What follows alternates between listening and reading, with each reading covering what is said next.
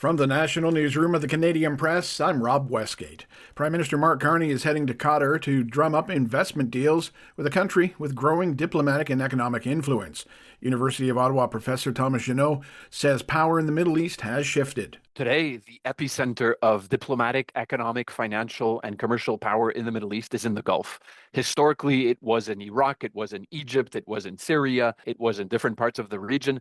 Today, the center of power in the Middle East is in the Gulf. Jeannot says Qatar, for example, hosts delegations from Hamas, the Taliban, Israel, and Western countries for peace negotiations and diplomatic ties. However, the country is a brutal dictatorship, with Human Rights Watch saying it restricts free expression and women's rights while allowing for slave labor. U.S. President Donald Trump is upping the ante in his push to gain U.S. sovereignty over Greenland. He is now suggesting that he may punish countries with tariffs if they don't back his claims to the semi-autonomous territory. During an unrelated event at the White House about rural health care, he recounted on Friday how he had threatened European allies with tariffs on pharmaceuticals. Travelers stepping off their planes at the Ottawa airport might notice a big banner ad promoting something a bit unusual, a South Korean submarine. Hanwha Ocean has taken out ads across the city recently, trying to one-up German rival TKMS in the competition to supply Canada's next fleet of submarines. Defense policy expert Philippe Lagacé said the ad campaign reflects Ottawa's recent moves to ramp up defense spending. I think it's more just reflecting of where the money is. Advertisers follow money, or companies advertise when there's big money involved. The federal government has not yet set an exact price tag on the multi-billion-dollar submarine project, but Ottawa is looking for the successful bid to deliver the first sub by 2035 and include major economic benefits for Canada.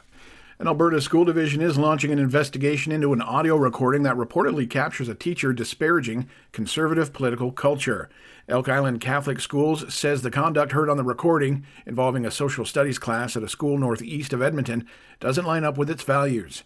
In the clip, a man can be heard mimicking an angry, barbaric character he suggests is representative of Fort McMurray and references a well-known anti-Trudeau bumper sticker. United Conservative Premier Danielle Smith says she's deeply disappointed by what's heard and that teachers have a duty to remain professional and politically neutral. And finally, astronaut Jeremy Hansen is set to make history as the first Canadian to fly around the moon. His impeding Artemis II mission is in its final preparation stages, with a potential launch window opening as soon as early February. Annie A. Belanger of the Canadian Space Agency says the hope is to inspire. I think that Artemis II will be this kind of mission where people will remember where they were when the launch happened and when the mission happened. The 49-year-old mission specialist will become the first non-American to travel beyond low Earth orbit. This is the Canadian Press. In sports, 5 games on the NHL schedule Friday night. No Canadian team seeing action.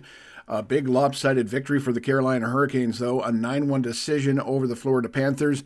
The Nashville Predators mauled the Colorado Avalanche 7-3. The St. Louis Blues needed a shootout to get the win, 3-2 over the Tampa Bay Lightning. The Detroit Red Wings, they doubled up on the San Jose Sharks 4-2.